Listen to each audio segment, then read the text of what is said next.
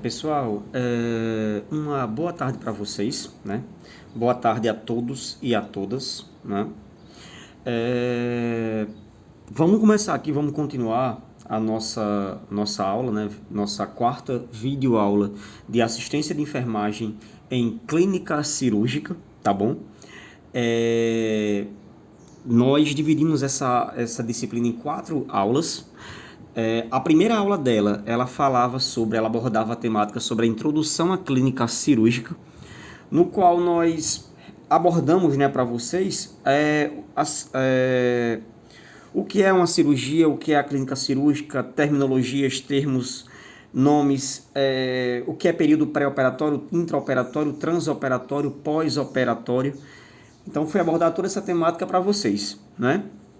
Na aula 2, nós falamos sobre as principais intercorrências durante os procedimentos cirúrgicos. Falamos sobre hemorragias, falamos sobre sepse, feridas cirúrgicas, intercorrências no trato gastrointestinal, urinário e cardiovascular. Aula 3, nós falamos sobre alguns tipos de cirurgia, tá certo? Dentre elas, a cistectomia, a apendicectomia, laparotomia exploratória e estou esquecendo alguma outra, né? Não estou lembrando agora, mas foi abordada na nossa última aula, que está aí disponível no Google, que clica lá, assiste, não deixa de assistir junto com a gente. Só lembrando e reforçando para vocês que todo o assunto abordado em videoaula vai ser também abordado em sala de aula após isso tudo passar, se Deus assim permitir, tá bom? Então hoje nós vamos continuar falando sobre os principais tipos de cirurgia e vamos ter atividade. Finalizou essa aula, nós teremos uma atividade, a atividade 4 de assistência de enfermagem em clínica cirúrgica. Só antecipando para vocês, gente, aula nova a partir de semana que vem, aula show, presente para vocês. Nós vamos ter um curso de Covid-19. A partir da semana que vem, nós vamos ter três vídeos, na verdade são 2 ou 3 videoaulas só sobre Covid. Vocês vão sair expert no assunto, sabendo e tirando dúvidas de todas as pessoas que a vocês perguntarem, tá bom? Então, lembrando, Covid-19 a partir da semana que vem, tá ok? Então vamos lá, começando e continuando, vamos falar um pouquinho sobre histerectomia. Quinto tipo de cirurgia, né, relatado na nossa disciplina, e vamos falar um pouquinho do que é a histerectomia. Gente, a histerectomia, tomia retirada, né? É a retirada do útero, que pode ser total, quando se retira o corpo e o colo do útero, ou subtotal, quando só o corpo é retirado. Então, vamos lá. Qual é a função do útero? Qual é a função do útero? No útero, lembrando, vamos relembrar um pouquinho falando sobre o sistema reprodutor feminino.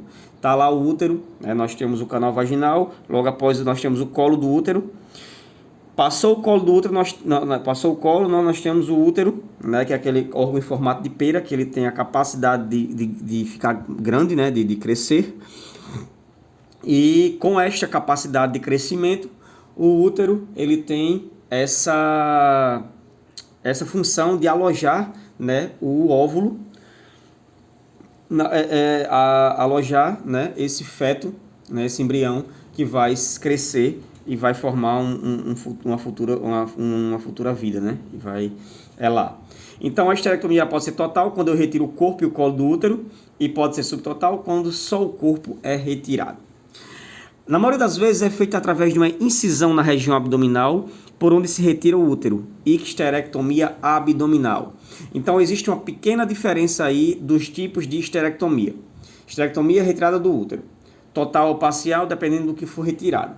E ela pode ser abdominal, quando a cirurgia ela se dá de forma externa, onde eu faço uma incisão, o que é incisão? É um corte, né, uma ruptura da pele, para ir lá e retirar o útero, ou pode ser vaginal, quando eu retiro pelo canal vaginal. Histerectomia total, parcial, histerectomia abdominal ou vaginal. Isso aí é assunto de atividade daqui a pouco, né? Nós também podemos fazer a histerectomia pela videolaparoscopia, né? Eita, desculpa aqui, errei. Aqui, ó. Esterectomia por videolaparoscopia, onde a cirurgia é realizada por pequenos orifícios de 5 a 10 milímetros no abdômen e é retirado do útero feito pela vagina, tá bom? Às vezes essa cirurgia é acompanhada da retirada dos ovários e trompas, que na verdade quando isso acontece, nós fazemos a esterectomia total, onde nós tiramos o colo e o corpo do útero, com a nexectomia bilateral, é quando a gente tira os ovários e as trompas de Falópio, né? Chamado também de tubas uterinas. Esse procedimento é feito por muitas outras condições, aqui no que nós estamos falando nas causas, os objetivos de fazer essa cirurgia, tá bom? Ele é feito em casos de câncer, né, de carcinoma, incluindo sangramento uterino disfuncional, né, que no caso é um sangramento alterando, né, devido à funcionalidade daquele órgão. Endometriose, o que é a endometriose, lembrando, o processo inflamatório do endométrio, é quando o que acontece? O sangue, né, da menstruação, ele não consegue ser expulso pelo canal vaginal, né, ele não consegue ser expulso para fora do corpo, retornando para alguns órgãos ou se alojando dentro do colo uterino, do útero. Então, o que é a endometriose? É a falha na eliminação do sangue, né, menstrual, e esse sangue ele vai retornar para útero, trompas e ovário, tá ok? Crescimento não maligno do útero, cérvix e anexos, problemas de relaxamento pélvico, prolapso uterino e dano irreparável ao útero. Tudo isso aí são as indicações, né, das cirurgias de esterectomia. Gente, olha essa imagenzinha aqui perfeito para vocês observarem aí. Essa aí é a esterectomia abdominal, nós temos essa incisão aí, ó, pegando bem direitinho o colo uterino, né, também atingindo as trompas de Falópio. Em geral, a metade inferior do abdômen e as regiões pubianas e perineais são cuidadosamente tricotomizadas e limpas com água e sabão, né? Então vamos lembrar, o que é tricotomia? É a retirada da pelugem, dos pelos, né? Através de um prestobarba, né, daquele aparelho de barbear, onde nós tiramos, né, a pelugem daquela região, limpando e deixando ela limpa para uma fácil visualização na hora do procedimento, né? O trato intestinal e a bexiga, né, questão de evacuações, xixi, devem estar esvaziadas antes do paciente ir para a sala de cirurgia. Então tem que fazer o quê? Esse paciente ele tem que estar em jejum, né, e está também com a diminuição da ingestão hídrica, para que o trato urinário e a questão intestinal estejam perfeitos no momento da cirurgia. Um enema e a ducha antisséptica podem ser prescritos na noite anterior à cirurgia. Os medicamentos pré-operatórios eles podem ser administrados antes da cirurgia para relaxar esse paciente, né? No período pós-operatório, pós-cirurgia, nós falamos até agora de pré-cirurgia, né? Antes da cirurgia iniciar. Agora nós estamos falando do período pós-operatório. Aplica-se os princípios dos cuidados pós-operatórios gerais para a cirurgia abdominal, com particular atenção para a circulação periférica, de modo a evitar trombosflebites, né, que são trombos, e trombose venosa profunda, promovendo a circulação com exercícios para as pernas e usando os meias elásticas de compressão. Acho que aquelas meias de compressão todos aqui conhecem, tá certo? Que diminui esses riscos de trombose. Os principais riscos desse tipo de cirurgia são as infecções pós-cirúrgicas e os procedimentos hemorrágicos. Além disso, como o local da cirurgia está próximo da bexiga, os problemas com a urina devem ocorrer, principalmente depois de uma esterectomia vaginal, tá certo? Então, complicação nós podemos ter aí, pós-cirurgia, no trato urinário, né, devido à localização. Gente, dando continuidade, nós vamos falar um pouquinho sobre a prostatectomia, né? O que é a prostatectomia? O nome já diz, né? A gente liga a próstata, mas antes de falar sobre o que é essa cirurgia, nós vamos falar sobre a função da próstata, né? Lembrando que a próstata é um órgão exclusivo do sistema reprodutor masculino, que tem a função de produzir o líquido prostático, que vai ser adicionado ao líquido o esperma, né, que vai ser eliminado na hora da ejaculação masculina. Ele é realizado em casos de tumores, câncer de próstata, né? A prostatectomia, né, ela é a remoção da parte ou de toda a próstata. Ela é realizada em caso de tumor e câncer de próstata e quando a próstata se torna muito grande. Aí nós chamamos de hiperplasia benigna de próstata, a ponto de restringir o fluxo de urina através da uretra. As metas pré-operatórias dessa cirurgia são avaliar o estado geral do paciente e estabelecer a função renal ótima. Então, lembrando, pré-cirurgia, o que é que nós fazemos? Avaliamos o estado geral do paciente para estabelecer a função renal ótima. Devido também à questão que o sistema reprodutor masculino ele tem uma ligação, né? Uma união entre o sistema reprodutor e sistema urinário. Complicações. Quais são as principais complicações da prostatectomia? As principais complicações associadas a uma prostatectomia dependem do tipo de cirurgia e incluem procedimentos hemorrágicos, formação de coágulos sanguíneos, obstrução de catéter e disfunção sexual, né? São as principais complicações pós-cirúrgicas.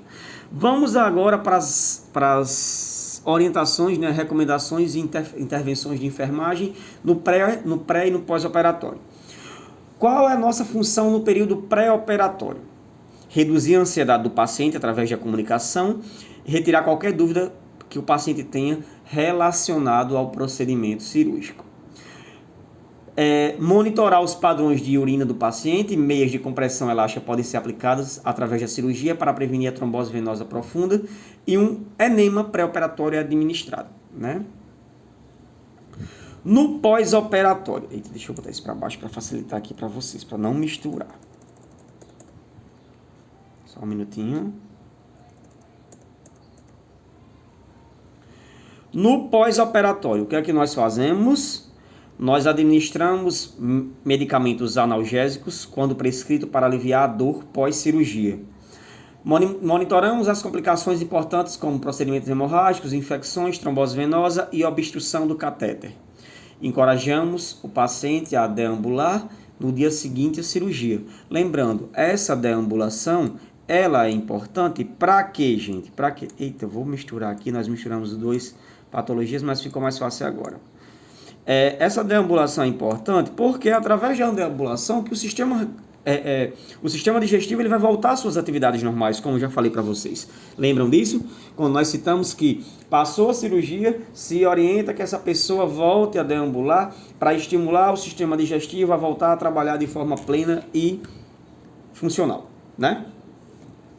Dando continuidade aqui, nós vamos para a colecistectomia. Colecistectomia. O que é a colecistectomia? A colecistectomia, ela é a famosa pedra na vesícula.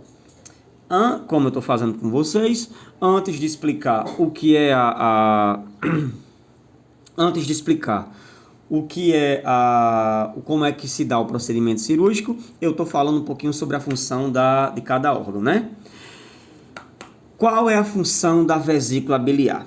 Vamos relembrar um pouquinho aí do sistema endócrino, falando sobre órgãos anexos, né? Dentre eles o sistema endócrino. Gente, a função da vesícula biliar é armazenar bile. Essa bile, ela é produzida pelo fígado, ela vai, aqui ó, essa imagenzinha mostra bem direitinho, né? O fígado, esse órgão aqui, né? Vermelhinho, ele vai produzir bile. Essa bile vai ser armazenada nesse saquinho aqui, chamado de vesícula, né? Saco biliar. Esse saco vai se encher de bile. Quando eu como alguma coisa gordurosa, esse bile vai estar ali, vai ser eliminado no sistema digestivo, né? Muito ali, localizado ali entre o estômago e o início do intestino delgado, duodeno, salve não me engano. Ele vai ser eliminado, ele vai ser jogado ali, né, para que auxilie no processo de quebra de gordura no organismo, né? Qual é a função da colecistectomia? É a retirada cirúrgica da vesícula biliar. Apesar do desenvolvimento de técnicas não cirúrgicas, ela é o método mais comum de se tratar a colelitíase sintomática, né? Gente, o que acontece? Essa vesícula, essa bile, ela vai em alguns casos, ela se cristaliza, né? ela vai formar pedras, né? Essa vesícula ela vai se encher de pedras. Essas pedras vão impedir esse canal, né, esse cano de liberar a bile para o sistema digestivo, causando um processo inflamatório, né? Então, quais são as recomendações? Aqui nós temos uma imagenzinha bem interessante. Olha aqui uma vesícula biliar, né, cheia de bile, né, de bile. Olha que coisa interessante. Eu vou mostrar até para vocês daqui a pouco outro vídeo mostrando isso aí, tá bom? Pré-operatório nós temos dieta zero, cateterismo venoso, enema e medicação pré-operatória se prescrita. Pré-operatório, dieta zero, cateterismo venoso, né, o paciente vai estar com cateterismo venoso, enema e medicação pré-operatória se prescrito. Pós-operatório nós temos, depois de recuperação da anestesia, o paciente é colocado na posição follow baixo. Os analgésicos devem ser administrados para dor e o paciente deve ser encorajado a fazer respirações profundas para prevenir complicações pulmonares e demais cuidados pós-operatório.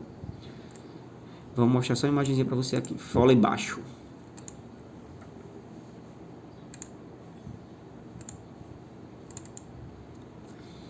Posição de Foley baixo.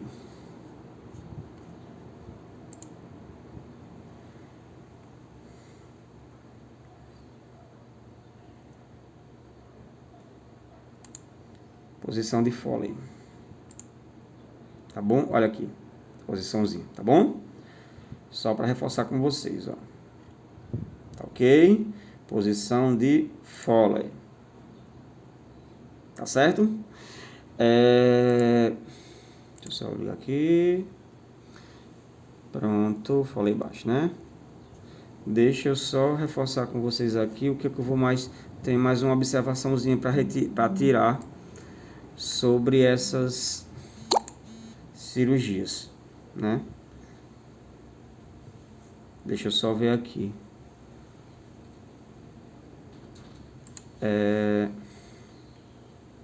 Pedra na vesícula, né?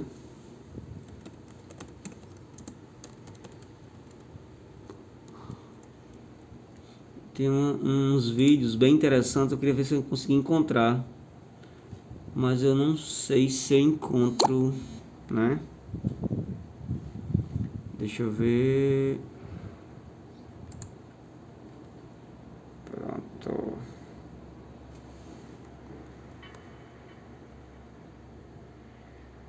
A vesícula ela tá bem na saidinha do fígado e ela é uma bolsinha que serve para guardar a bile produzida pelo fígado, com o objetivo de ser liberado para o intestino na hora certa, na hora que precisar fazer.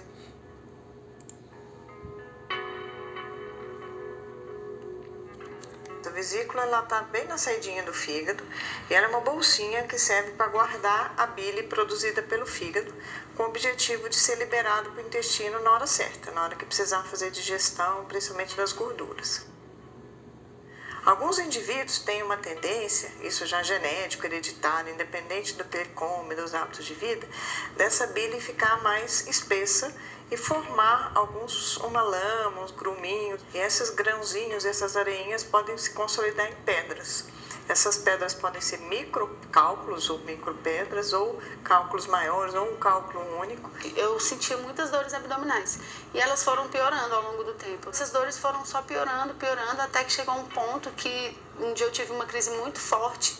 Senti uma dor abdominal nessa parte superior do abdômen e cheguei no hospital, não conseguia nem andar direito. Eu tinha várias pedrinhas na vesícula, por isso que eu sentia tanta dor. Dor no lado direito do abdômen, vômito, febre, icterícia, que são a pele e os olhos amarelados, e crise de cólica biliar desencadeada por exagero no consumo de gorduras.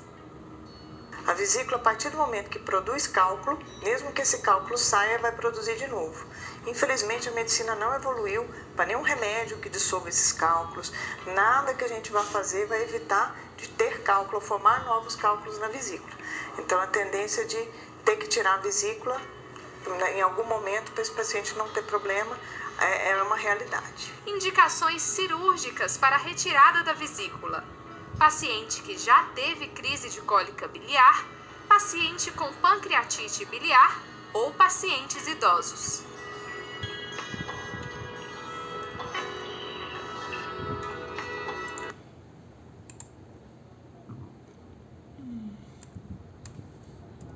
Deixa eu só colocar mais alguns vídeos aqui para vocês, gente, só para reforçar isso aqui. Tá bom?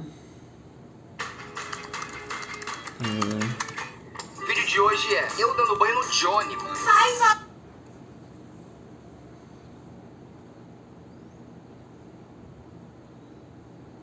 Eu queria tentar mostrar um vídeo mais simples para vocês, mas eu não estou conseguindo, né, encontrar esse vídeo.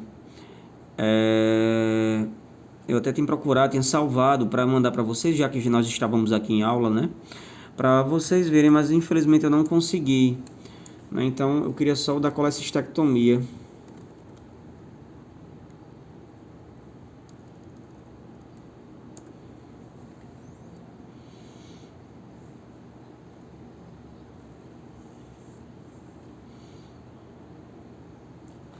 Mas não tô achando, gente. Infelizmente eu não tô achando. Acho que isso aqui fica fácil de visualizar. Pronto, esse aqui. Acho que esse aqui ele dá uma base para nós. Ó. Vesícula biliar. Tá aqui, ó, o saco biliar, tá bom? Fígado, vesícula. Essa vesícula, como tá mostrando aí, ela vai, dentro dela, né, vai ter bile e vai formar, né, essas pedras, né, que são pedras na vesícula. Essas pedras, elas vão, né, causar, olha aqui, olha a vesícula e olha que essa vesícula biliar, ela tem um ducto, né, um caninho que dá para a região, né, essa vesícula, ela vai ligar, né, é mais fácil de falar, ela vai ligar até o, cadê, deixa eu ver a imagem, não, aqui, essa vesícula, ela vai ligar não, esse tubo vai ser ligado ao sistema digestivo. No momento que esse tubo, essas pedras se formam, entopem, né, vamos falar de linguagem bem simples, entopem esse tubo, tá bom? Obstruindo o tubo, nós vamos ter um processo inflamatório na vesícula, causando dor, né, algia e outros sintomas clínicos. Então, essa retirada da vesícula, ela tem esse objetivo de diminuir, né, essa sintomatologia que foi explicado para vocês, tá certo? Então, gente, voltando aqui, tá ok? Foi isso, né? As principais cirurgias, elas foram essas.